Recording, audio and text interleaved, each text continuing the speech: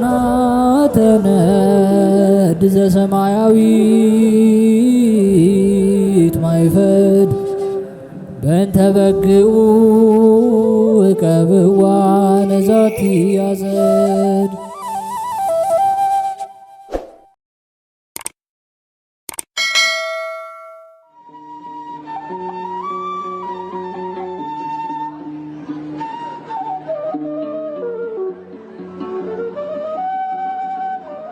በስመ አብ ወወልድ ወመንፈስ ቅዱስ አሐዱ አምላክ አሜን።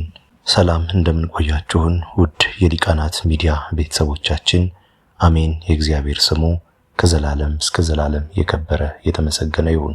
በዚህ ቪዲዮ ይዘንላችሁ የቀረብነው የካቲት 7 የሚነበብ ስንክሳር ሲሆን ለዚህ ቻናል አዲስ የሆናችሁ እህት ወንድሞቻችን ቻናሉን ሰብስክራይብ በማድረግ እንድታበረታቱን በእግዚአብሔር ስም እንጠይቃለን። ወደ ቪዲዮ እንሂድ። መልካም ጊዜ።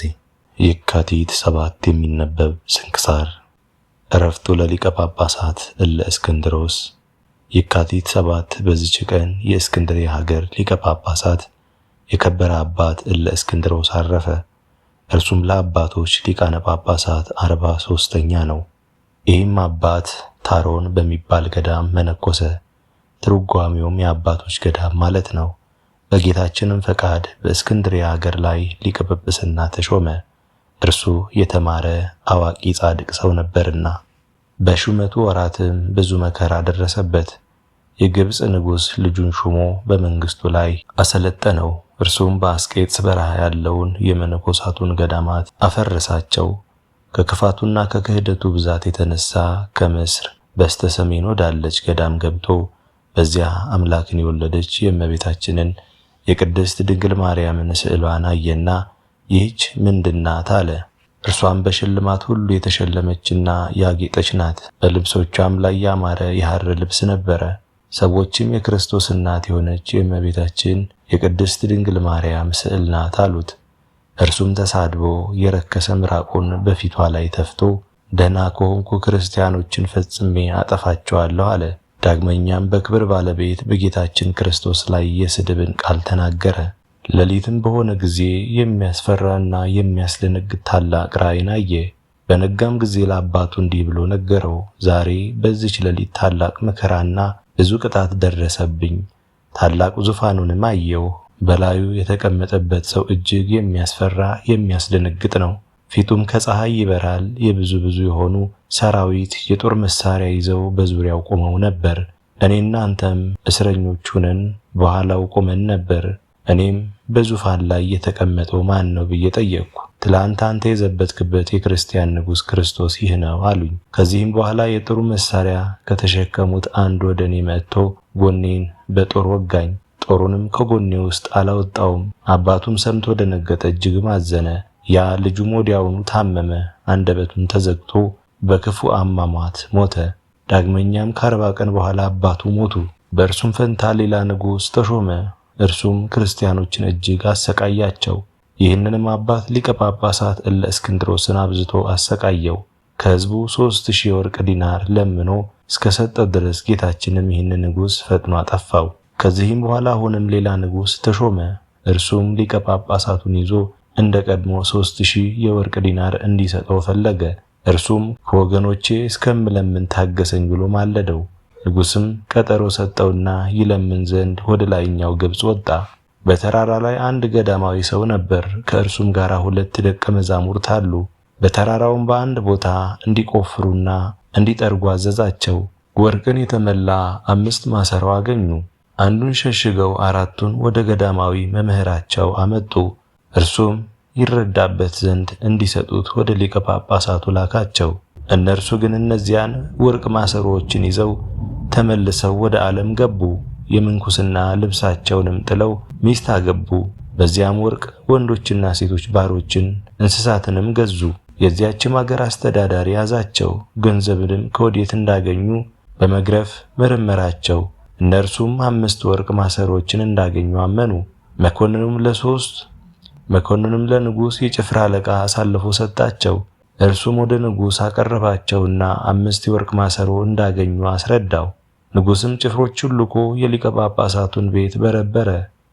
የአብያተ ክርስቲያናት ከሆነ ከንዋየ ቅድሳት ያገኘው ሁሉ ወሰደ። ሊቀ ጳጳሳቱንም አስረውና ወርቅን የተመሉ 4ቱን ማሰሮች ደግሞም 3,000 የወርቅ ዲናር አምጣልኝ አለው። እርሱም ከዚህ ከኃላፊው ዓለም ገንዘብ ምን የለኝም አለው። ወደ ሕዝቡ ልኮ 3,000 የወርቅ ዲናር አምጥተውለት እስከ ሰጠው ድረስ አልተወውም። ይህንንም ክፉ ንጉሥ ጌታችን አጠፋው። ከዚህም በኋላ ከእርሱ የከፋ ሌላ ንጉሥ ተሾመ። እርሱም የሐሰተኛውንና የርኩሱን ነቢይ ስም በከበረ መስቀል ፈንታ በእጆቻቸው ውስጥ እንዲያትሙ የክርስቲያንን ወገኖች አስገደዳቸው።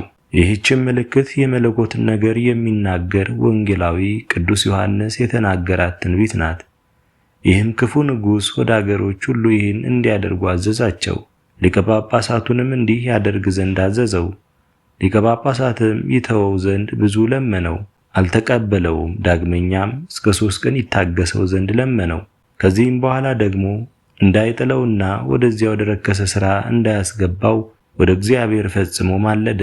ጌታችንም ልመናውን ተቀብሎ በጥቂት ደዌ ጎበኘው። ወደ ቤቱ እስክንድሪያ ይሄድ ዘንድ እንዲያዝዝለት ንጉሥን ለመነው። ንጉሥም ከለከለው። ስለ እጅ ሕትመት ምክንያት ለመፍጠር ስለመሰለው የእግዚአብሔር መልአክ ተገለጠለትና ነገ ታርፋለህ አለው። እርሱም አርድቱን እግዚአብሔርን ነገ ስለሚጎበኘኝ አርፋለሁና መርከብን አዘጋጁ አላቸው።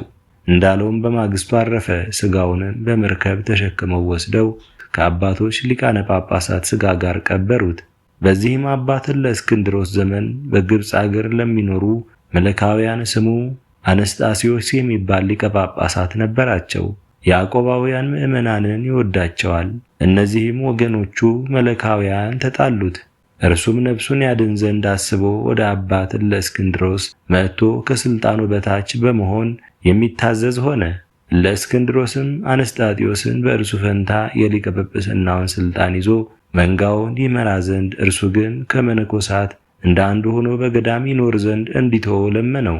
አባ አነስጣስዮስም አልወደደም፣ እንዲህም አለ፣ ይህን የምሻ ከሆነ እኔ እስከ ዛሬ ሊቀ ጳጳሳት አልነበርኩምን?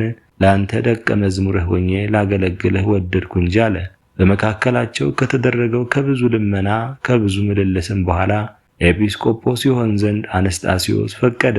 በአንዲትም ሀገር ላይ ኤጲስቆጶስነት ሾመው።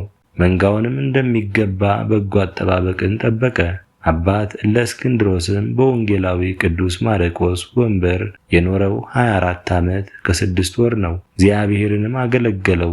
ለእግዚአብሔርም ምስጋና ይሁን። እኛንም በዚህ አባት ጸሎት ይማረን፣ በረከቱም ከእኛ ጋር ትኑር ለዘላለሙ አሜን። ዕረፍቱ ለሊቀ ጳጳሳት አባ ቴዎድሮስ። በዚችም ዕለት የእስክንድርያ ሊቀ ጳጳሳት የከበረ አባት ቴዎድሮስ አረፈ። እርሱም ለአባቶች ሊቃነ ጳጳሳት 45ኛ ነው። ይህም አባት መሪዎጥ በሚባል አገር በአንድ ገዳም ውስጥ መነኮሰ። የዚያም ገዳም ስም ጠንቡራ ነው። ለአንድ ፍጹም ጻድቅ የሆነ ሽማግሌ ሰው ደቀ መዝሙሩ ሆነ። እርሱም ልጁ ቴዎድሮስ በእስክንድርያ አገር ላይ ሊቀ ጵጵስና እንደሚሾም በመንፈስ ቅዱስ አይቶ ይህንን ለመነኮሳቱ ነገራቸው። ይህም አባት ቴዎድሮስ በገድል የተጠመደ ሆነ። መልኩም የሚያምር ነው። በሰውነቱም ላይ ከውስጥ ማቅ በመልበስ በላዩ የብረት ልብስ መንቆር ይለብስ ነበር። በቅንነቱና በትሕትናው ፍጹም ሆነ። በመንፈስ ቅዱስም ፈቃድ ተመርጦ በእስክንድርያ አገር ላይ ሊቀ ጵጵስና ተሾመ።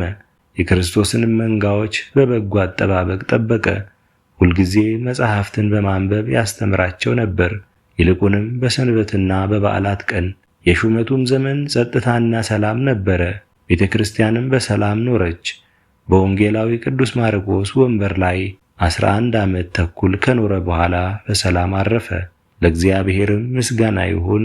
እኛንም በጸሎቱ ይማረን፣ በረከቱም ከእኛ ጋር ትኑር ለዘላለሙ አሜን። የአብራቅያ፣ የአባዲር፣ የአባርያኖስ፣ የአብዱልማስ መታሰቢያ። በዚችም ዕለት የከበሩ የአብራቅያ፣ የአባዲር፣ የአርባኖስ፣ የአብዱልማስ እብሎይን ያረጋጋ የገዳማዊውም የዕረፍታቸው መታሰቢያ ነው። በረከታቸውም ከእኛ ጋር ትኑር። ለእግዚአብሔርም ምስጋና ይገባል አሜን።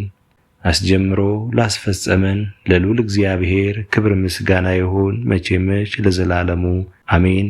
ውድ የሊቃናት ሚዲያ ቤተሰቦቻችን የካቲት 7 የሚነበብ ስንክሳር ወደ እናንተ አቀረብን። ይህን ይመስል ነበር። በቀጣይ በአዲስ ክፍል እስከምንገናኝ ድረስ እግዚአብሔር ቸር ያቆየን። መልካም ጊዜ